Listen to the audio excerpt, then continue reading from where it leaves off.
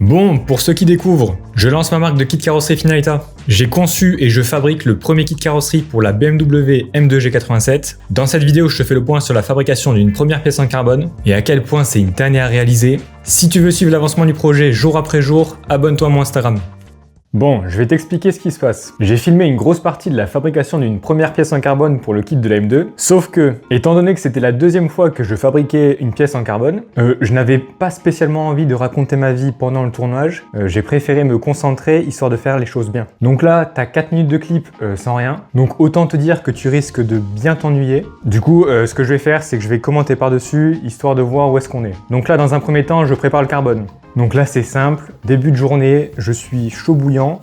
Dans ma tête, je suis Horacio Pagani. Donc là, c'est simple, je prends mes mesures. J'ai même fait un patron pour avoir la surface exacte de la pièce à reproduire. Comme tu le vois, je prends soin de bien découper tout en préservant le maillage de la fibre. Là, vraiment, un vrai professionnel. Mais bon, rien de compliqué, tu me diras. Ensuite, les morceaux de carbone sont découpés. Bah maintenant, il faut les poser dans le moule. Et autant te dire que la première couche, c'est la plus chiante. C'est la couche visible, donc autant faire en sorte que ça soit un minimum joli. Évidemment, tout ça en plein cagnard, comme si c'était pas assez compliqué. Tu vois, à ce moment-là, je m'étais dit dans ma tête, ça allait être nickel, j'avais tout anticipé. Évidemment, la réalité, c'est une toute autre histoire. Je pensais que ça allait être au millimètre près, pas du tout. Donc cette étape, ça a été une bonne leçon d'humilité. Ensuite, la mise sous vide, la fameuse mise sous vide. Alors, ne te fie pas aux images que je suis en train de te montrer. Là, c'est le premier test de mise sous vide que j'ai réalisé. Au final, il y en a eu 3. Et ça fonctionnait au bout du 3e, évidemment. J'y ai bien passé 1h30, voire 2 heures, à trouver les fuites dans le sac. Je pense avoir trouvé mes erreurs, donc ça c'est fait. Ensuite, la dernière étape, mettre la résine. Bon, là c'est simple. Une fois que ta mise sous vide elle est faite, qu'elle est vérifiée, revérifiée, le reste c'est tranquille. Là, le but c'est de faire en sorte qu'il n'y ait pas trop d'air qui rentre dans le sac. Donc concentration, on y va tranquillement, méthodiquement, mais dans tous les cas, ça s'est très bien passé. Donc voilà, pas loin d'une journée pour sortir une demi-pièce. Fantastique.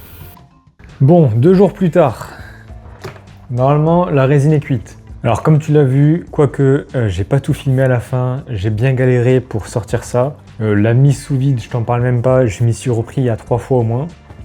Si tu veux, là, l'optimisation de la production, elle est à néant. À ce rythme-là, je vais sortir un kit tous les 3 mois.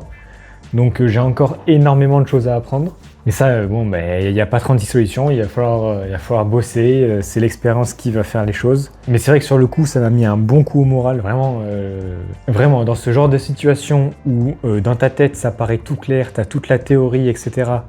Et quand tu arrives à la pratique et que tu vois que tout ce que tu as imaginé, ça fonctionne pas du tout, tu remets ta vie en question. Je me suis dit au moins 30 fois, mais dans quoi je me suis lancé là? Mais bon, c'est fait, maintenant on va démouler, on va voir le rendu. Je rappelle que l'objectif c'est de faire un test, de tester les différents tissus, les épaisseurs, la méthode de mise sous vide, comment placer le tissu, enfin bref. J'ai testé plusieurs trucs, j'ai vu ce qui a marché, ce que j'arrivais à faire, ce que je n'arrivais pas à faire. Maintenant on va voir le résultat. Et en fonction de ça, ça me donnera une ligne directrice pour la suite de la production, quoi. Bon, on va essayer de faire ça bien. Mon but là, c'est de préserver l'intégrité du moule. J'espère qu'il n'y a pas eu de déformation, j'espère qu'il n'a pas été abîmé, j'espère que le gel coat ne va pas se défoncer lorsque je vais sortir la pièce. Donc je vais y aller doucement, je vais pas y aller comme un bourrin pour préserver l'intégrité du moule. Alors, qu'est-ce que je vais enlever en premier? Je pense déjà, je vais ouvrir le sac. Ce sera déjà un bon truc.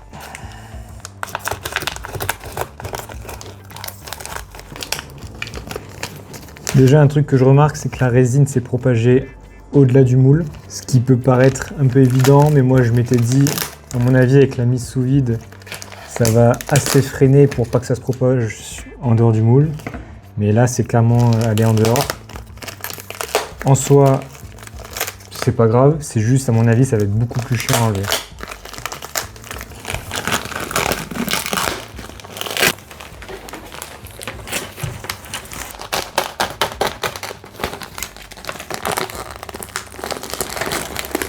Bon, le sac est enlevé, c'est une bonne chose de faite. Maintenant, mon problème, ça va être toutes les zones là où la résine elle a dépassé. Et là, résine plus tissu plus fibre derrière, à mon avis, à enlever, ça va être une galère. Ça, franchement, je sais pas comment l'empêcher. Parce que le tissu, à mon sens, il est indispensable pour éviter que le sac il se perce en dessous. Je vais essayer d'y aller doucement et on va voir. Parce que là, si je défonce le moule, là vraiment, ça peut m'énerver.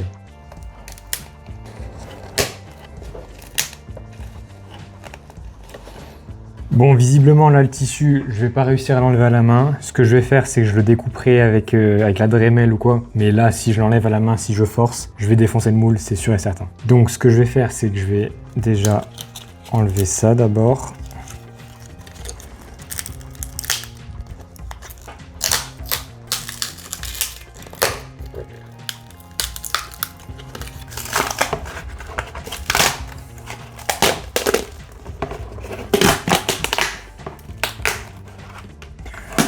Bon, du coup, en vrai, ça va, faut juste trouver l'angle d'attaque. Fantastique.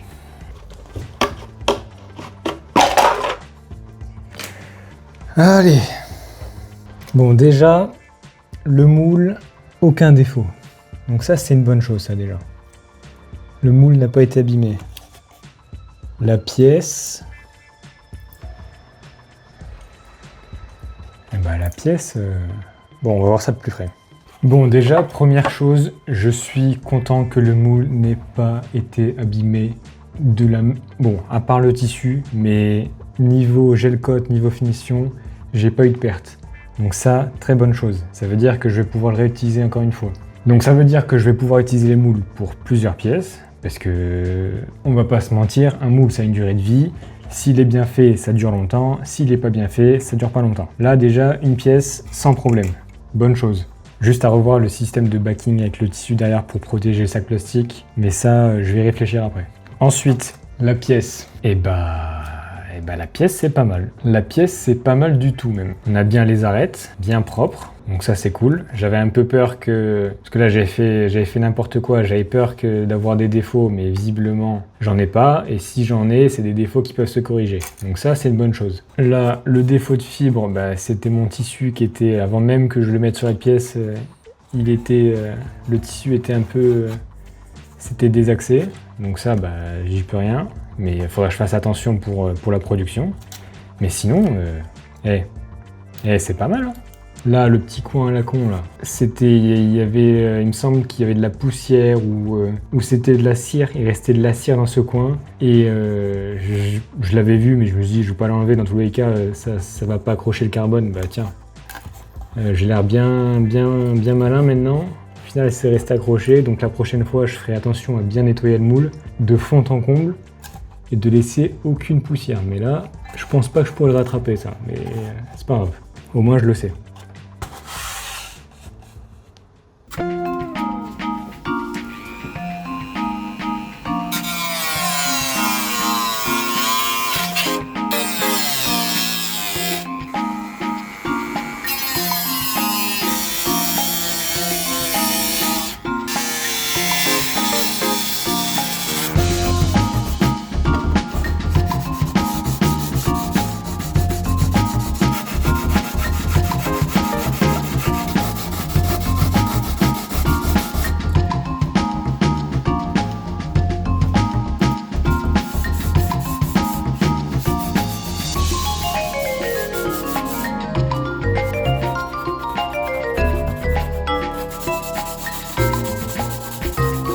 Bon, du coup, j'ai fini la découpe des pièces carbone et honnêtement, ça s'est plutôt bien passé. Je m'attendais vraiment à pire. C'est, je pense, l'une des étapes les plus délicates dans la fabrication d'une pièce carbone parce que tu mets un coup de disque en trop, ta pièce elle est ruinée, tu peux recommencer à zéro. Donc pour une première, j'y suis allé vraiment très doucement, peut-être un peu trop doucement. Là, tu peux être sûr que la rentabilité de mon taux horaire, elle est éclatée. Je gagne pas d'argent, là, c'est sûr.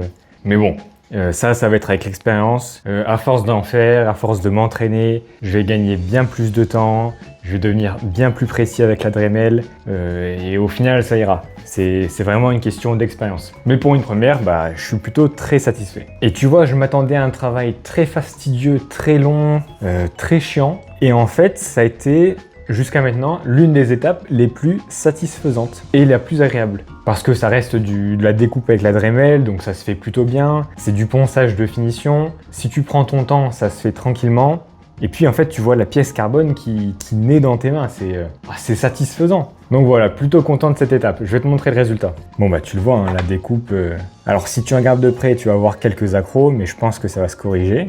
Mais sinon, c'est plutôt pas mal. Je suis vraiment content du résultat de cette pièce. Bon, ça reste qu'une seule face, hein. Il va falloir faire la deuxième face et assembler les deux. Mais même l'intérieur, c'est vraiment propre. Mais pour une première, je suis ultra satisfait. Il y a encore quelques défauts à corriger, de l'expérience à prendre.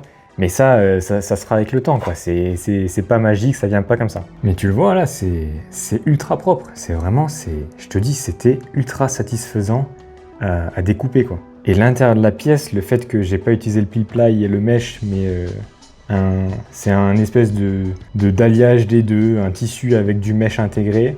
Bah, la finition intérieure, c'est très propre. C'est super homogène, enfin bref, ça fait qualité quoi, ça fait vraiment pièce carbone de qualité. Donc là maintenant ce que je vais faire c'est de faire une petite finition, faire en sorte de lisser bien correctement les surfaces, mettre une couche de résine, reponcer, remettre une couche de résine, en gros faire toutes les étapes avant d'appliquer un vernis au spray. Ça reste de l'entraînement, je vais tester des trucs, je vais voir ce que ça donne, voir comment ça se comporte, voir comment le carbone se comporte, comment il se ponce. Faut rappeler que ça reste une première, mais jusqu'à maintenant, tout va bien.